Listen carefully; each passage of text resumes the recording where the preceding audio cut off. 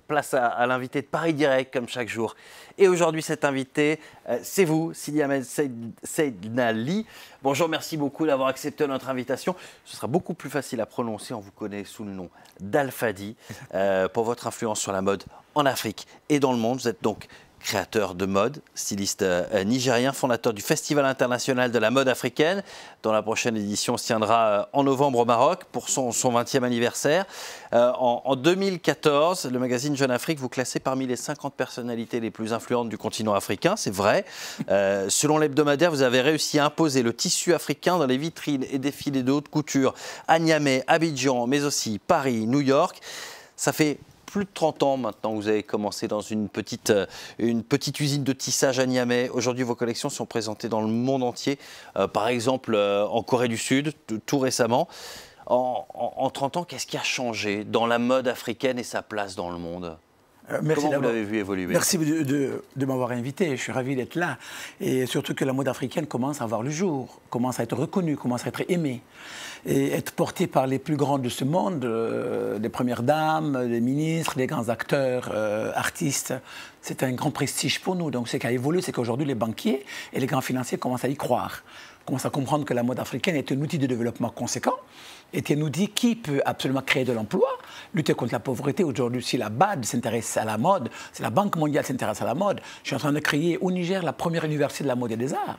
C'est très important de pouvoir absolument donner une dignité à ça. Et à 20 ans, on n'y croit pas. On ne pense même pas si la mode peut être un outil ou même une valeur. Parce qu'en fin de compte, on me fait du mal. Quand je veux faire un festival, plutôt on veut me faire du mal parce qu'on dit présenter des filles sur un podium, c'est mal. C'est contre nature, c'est contre la religion. C'est des choses qui n'étaient pas très bien vues à l'époque. Mais aujourd'hui, les parents m'amènent leurs filles, m'amènent leurs garçons pour leur dire on veut qu'ils soient top modèle, on veut qu'aujourd'hui qu'ils travaillent dans la mode, qu'ils soient formés par vous. Ça, c'est très important pour moi. Justement, vous êtes né à Tombouctou, au Mali, d'une mère marocaine, d'un père nigérien. Ça n'a pas toujours été facile pour vous. Vous êtes heurté à beaucoup beaucoup de préjugés. Un homme ne fait pas de couture, encore moins de haute couture. Ça a dû être particulièrement difficile, notamment pour se lancer. Absolument, très difficile. Convoqué à la police, avec des problèmes que les gens ne comprenaient pas. Quand je fais passer des filles à la télévision, c'est comme si on les prostituait. Donc une dimension pour dire que mon travail est un travail qui n'est pas un travail sain. Ça, c'est un problème qui m'a beaucoup choqué, mais je n'ai pas vu tout ça. J'avais l'aval de mon gouvernement, de mon État, des présidents de mon pays qui m'accompagnaient, des premiers ministres et des présidents qui accompagnaient, qui portaient même des vêtements et leurs dames. Donc j'avais quand même l'élite qui accompagnait ce que je faisais. Très difficile, mes parents aussi n'étaient pas tellement pour, mais à la longue, ils ont vu quand même que je crée de l'emploi. Je me battais pour que la mode, le textile soit quand même un travail conséquent pour le continent africain. Et aujourd'hui, la jeunesse que j'ai formée, des jeunes qui veulent faire comme moi, et au lieu qu'on soit Al-Fadi seulement, avec son atelier de 40 à 100 personnes, on est des milliers de personnes qui essayent de développer et de donner une dignité à la mode africaine, qui est en train de devenir une mode réelle et une mode reconnue. On est pillé, peut-être, on est copié, peut-être. On a aussi quand même l'engouement pour dire la mode africaine évolue. La mode africaine, le textile, le wax, ce que les gens portaient. Mais aujourd'hui, nous voulons absolument aller beaucoup plus loin que ça. Créer des millions d'emplois, créer des industries textiles, maroquinerie, bijouterie, mais amener surtout la compréhension des financiers à comprendre que la mode est un outil, est un domaine comme tous les domaines du mode. Pas de l'architecture peut-être, pas de la politique peut-être, mais aussi un domaine économique conséquent que l'Afrique doit absolument faire et les partenaires au développement, mais surtout les politiques aussi. Africains doivent comprendre qu'on doit investir dans ce domaine pour qu'aujourd'hui les Africains, les jeunes, soient stabilisés, rester sur leur continent, ne plus vouloir en mer pour aller mourir alors qu'ils peuvent faire un beau travail artistique et culturel comme le film, comme la mode.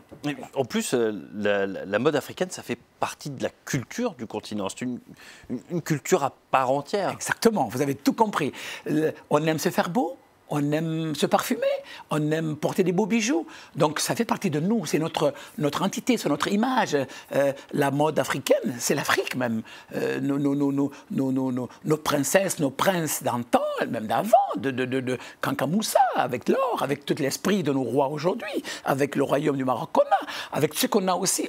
Quand on voit, on a envie on est ébahi. C'est ça la mode africaine. La mode africaine existe bel et bien depuis des décennies, depuis des millénaires d'ailleurs aujourd'hui. Le textile africain existe, la haute couture africaine existe. Donc aujourd'hui, il suffit uniquement de le donner un petit pouce que les bailleurs de fonds accompagnent, qu'on essaie de comprendre que réellement, par ce biais, on peut donner une dignité au continent africain. Et c'est pour ça que je continue à faire le FIMA, qui est un festival reconnu aujourd'hui mondialement. C'est pour ça que je continue aussi à développer la marque Alphadi, l'image Alphadi. Cette année d'ailleurs, dans le festival qu'on va créer, on est en train de préparer un grand salon qu'on appelle ASKE, dans lequel c'est un salon acheteur-vendeur, pour qu'aujourd'hui, qu'on ait absolument aujourd'hui la jeunesse créative, mais la jeunesse aussi vendeur, ou la jeunesse aussi acheteur. L'Europe peut venir voir, l'Amérique pourra venir voir que l'Afrique aussi est créateur, et l'Afrique peut aussi vendre ses produits à l'international. Il y a beaucoup de créateurs africains aujourd'hui. Absolument, il y en a de plus en plus, et qui veulent encore plus. Ils viennent se former souvent en Europe, parce qu'il n'y a pas de grandes écoles qui leur donnent cette dignité d'être éduqués. C'est pour ça que je suis en train de créer la première université de la mode au Niger. Mais ils sont en train de devenir des vrais talents, des vrais créatifs et des vrais génies. Il n'y a pas de raison qu'ils ne réussissent pas dans ce qu'ils font. Ils ne font pas que le textile. Ils veulent se diversifier dans le domaine de la production d'ailleurs.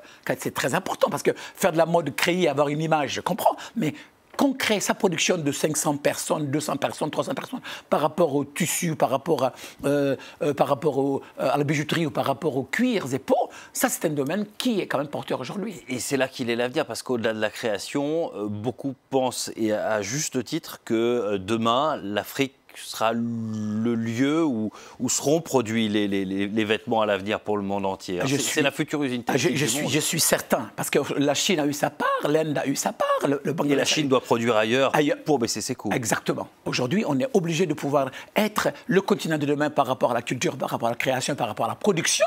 Et aujourd'hui, on est en train de le devenir. Si on donne le coup de force, on se bat dans ce domaine-là. On le voit, ça commence en Éthiopie d'ailleurs. Vous avez vu 40 000 emplois qui ont été créés en Éthiopie dans le cuir et peau. Même à Kigali, pareil. Au Kenya, pareil. À Abidjan, pareil. Le Sénégal, pareil. Ils sont en train d'investir des usines de 1000, 2000 personnes. Au Niger, on fait la bijouterie, on fait la maroquinerie. Le combat est grand. Il faut absolument qu'on se donne la main et que les politiques africaines et les bailleurs de fonds comprennent ça. Et ils essaient de nous donner ce que nous méritons. Ça veut dire croire en nous, nous donner les moyens d'exister et de parfaire notre savoir-faire. Alors, vous vantez donc la production, la création. Ça fait partie de vos combats toutes ces années. Puis vous avez aussi mené un combat, ou en tout cas vous avez fait la promotion des mannequins noirs.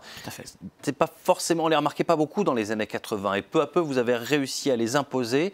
Et aujourd'hui on voit beaucoup de mannequins noirs dans les pays occidentaux, dans les défilés. Absolument, parce que c'est un combat. Dans tous les grands défilés européens, quand on voit 50 mannequins sur lesquels il y a 45 européennes et que 5 noirs, ce n'est pas assez. Le continent africain est devenu un continent de la mode et qui existe. Je me bats. C'est comme ça que nous créons chaque année dans le FIMA, ou chaque 2 ans qu'on le fait, nous créons un concours top model féminin et masculin, et nous créons aussi le concours de jeunes stylistes pour les jeunes talents. Donc les mannequins, c'est une valeur sûre. Quand on voit un mannequin noir, c'est l'Afrique qu'on voit. Donc la communication, la promotion du continent africain est très importante. Quand on voit un mannequin métis, un mannequin arabe, on pense à l'Afrique toujours. Donc l'Afrique a besoin quand même d'images belles, magnifiques. Et mannequin n'est pas n'importe quoi. C'est un exemple de femme ou d'homme. On doit absolument leur donner leur dignité pour qu'ils puissent aujourd'hui faire des Naomi Campbell de demain, faire du Claude Schiffer de demain, du continent ou Katusha qui est décédé, africaine, qui a été quand même un top à l'international. L'Afrique a besoin d'images, l'Afrique a besoin de promotion, l'Afrique a besoin de beaux, pour qu'on puisse quand même ne plus penser à la guerre, ne plus penser à des maladies, ne plus penser à l'image des rébellions, ni à ce qui se fait aujourd'hui avec ces méchants qui tuent tout le monde. Et c'est pas normal. La beauté peut être au centre de tout ça pour nous aider. Pour ça, il faut aussi que les vêtements soient accessibles. Absolument. Financièrement. Financièrement, ils sont accessibles. Aujourd'hui, la production qui manque. Si on arrive à avoir des usines qui produisent à des qualités, avec des moyens, les vêtements seront accessibles. Déjà, le textile africain n'est pas très très cher. La production locale n'est pas très très chère. Donc si les Africains sont aidés, nous pouvons faire des vêtements accessibles, avoir des boutiques qui vendent nos produits avec des prix qui ne sont pas très très chers. On est capable de le faire. Il suffit d'avoir les moyens pour aller, j'en suis certain. Il faut que les banquiers y croient et que le cours financier donne une dignité à ce continent et à ces grands créateurs qui ont envie réellement de pouvoir montrer leur force et gagner aussi de l'argent et rester sur leur continent sans aller mourir ailleurs. Et pour tout cela, vous avez créé donc le FIMA, ce Festival international de la mode africaine qui fête donc ses 20 ans cette année avec une édition à Darla au Maroc. C'est quoi la philosophie de ce festival? La philosophie, c'est donner une dignité à l'Afrique. La philosophie, c'est le faire dans le désert. Parce que moi, pendant plus de 10 ans de réflexion, nous avons fait ça dans le plus grand désert du monde, qui est le désert de Ténéré au Niger. Ce désert, à l'époque, avait des problèmes. Ça veut dire qu'il y avait des rébellions, il y avait des guerres, il y avait cela. Mais depuis qu'on a fait le FIMA en 1998, avec l'appui de mon président à l'époque, Ibrahim Baïnassara, que Dieu soit sûr, parce qu'il est décédé, ce festival a eu une renommée mondiale, reconnaissance. Et depuis, donc, mon président actuel, qui est le président Issoufou, accompagne ce festival, donne les moyens dans le désert, ou même à Niamey, pour que ce festival soit reconnu aujourd'hui, mondialement. Ce festival, sa philosophie, c'est donner une dignité à la jeunesse, donner une dignité aux ventes de cette manière de pouvoir faire la promotion du côté prestige du continent africain, montrer que l'Afrique aussi est prestigieuse, vendre le désert, vendre nos territoires, ça veut dire le côté tourisme, parce que chaque fois on change de site, oui. C'est très important aussi. Ça c'est important de pouvoir dire que le tourisme culturel existe, la mode existe, le textile africain existe, et en même temps, nous faisons des rencontres acheteurs-vendeurs et la protection intellectuelle par rapport à ces produits africains qui existent réellement. La philosophie, c'est aussi donner la chance à ces jeunes talents de se promouvoir, de montrer leur talent et d'être aujourd'hui les grands créateurs de demain. Ce festival se fera cette année, Inch'Allah, à Dakhla, au Maroc, dans une zone féerique entre le désert et la mer, parce qu'on fête les 20 ans. En fait, 20 ans, oui. Le festival. C'est la 11e édition, mais c'est les 20 ans. Voilà, 11e édition, mais c'est les 20 ans. Le festival a été créé en 1998 au Niger. Dans le désert, pendant 20 ans, on le fait au Niger. On a été appuyé pendant toutes ces années par Sa Majesté, que la paix soit sur lui, Hassan II, qui a accompagné ce festival, qui nous a envoyé des tentes extraordinaires, 14 rotations d'avions pour accompagner ce festival dans le désert du Niger. Nous fêtons les 20 ans pour rendre hommage au Maroc. Sa Majesté Mohamed VI, que Dieu l'assiste, a voulu être le partenaire, le parrain, a voulu être sous son haut patronage, sous son soutien effectif, que ce festival se fasse à Dakhla, au Maroc, pour montrer que cette union africaine, cette image, la coopération sud-sud est une réalité, et le Maroc a bien percé dans ce domaine. Le Maroc est devenu un pays aujourd'hui où la mode a une existence, où la création d'emplois est effective. Donc il n'y a pas de raison qu'on ne prend pas un pays qui existe, un pays qui a réussi dans ce domaine. Maroquinerie, Maroc, voilà, cuirs et peaux, Maroc. Voilà, et que nos pays qui sont en train de revenir, en train de vouloir aider, et le partenariat que nos pays, en tout cas mon pays, le Niger et le Maroc, deviennent des pays très phares, très amis, le Mali, le Niger, parce que le Maroc est un pays quand même symbole par rapport à la beauté, par rapport à la tranquillité et par rapport à l'esprit de paix. Et on a choisi de fêter ça, rendre hommage à ces grands hommes qui ont appuyé le FIMA. Et je crois que c'est une chance que nous avons de pouvoir continuer à dire, nous accompagnons. En 2019, on va revenir au Niger parce que nous allons fêter la 33e édition de la grande fête de l'Union africaine au Niger pour revenir fêter le FIMA au Niger parce qu'il s'agit de pouvoir absolument donner à l'Union africaine cet espace qui est l'esprit contemporain, l'esprit artistique. Nous allons aussi faire quelque chose de fantastique cette année à Dakhla, cette rencontre entre l'art contemporain africain, la peinture, la sculpture africain et l'art contemporain européen. Parce qu'aujourd'hui, avec l'Europe, on a une belle histoire d'amitié, d'amour, de cousinage qui existe dans le domaine, dans tout le domaine d'ailleurs, mais le domaine économique et culturel aussi, il faut le faire. Et c'est pour ça qu'il y aura aussi la musique, il y aura les grands chanteurs qui viendront chanter, et il y aura cet espace culturel incroyable qu'il ne faut pas oublier, économique, dans lesquels nous allons discuter des colloques sur l'éducation, qui est une chose incroyable. Sans éducation, on n'a absolument rien. Il y a le parrainage de l'UNESCO, d'ailleurs. Voilà, et le parrainage, je suis même, moi, ambassadeur et artiste pour l'UNESCO depuis 2 ans, et je continue à me battre pour l'UNESCO parce que l'UNESCO le vaut bien, et l'UNESCO me le rend très bien, et nous sommes fiers de pouvoir avoir quand même cette grande institution qui accompagne un tel festival pour que la mode africaine, l'esprit africain, la culture africaine, et que nos vaillants ministres africains comprennent que cette industrie est une industrie porteur d'espoir. Le partenariat culturel est une chose incroyable et surtout la création d'emplois au niveau de la culture, on doit le faire, on doit continuer à se battre pour ça. Merci beaucoup Alfadi, on aime votre enthousiasme. C'est difficile de vous couper, c'est déjà la fin de cette interview. Merci beaucoup. Merci beaucoup. Je rappelle le Festival international de la mode africaine, il tient cette année donc à Dakhla au Maroc, du 21 au 24 novembre. Ce sera déjà le 20e anniversaire du FIMA. Merci beaucoup Alfadi d'avoir été notre invité. Merci beaucoup. Merci à vous de suivre Paris Direct. On se retrouve beaucoup dans un instant pour un nouveau journal.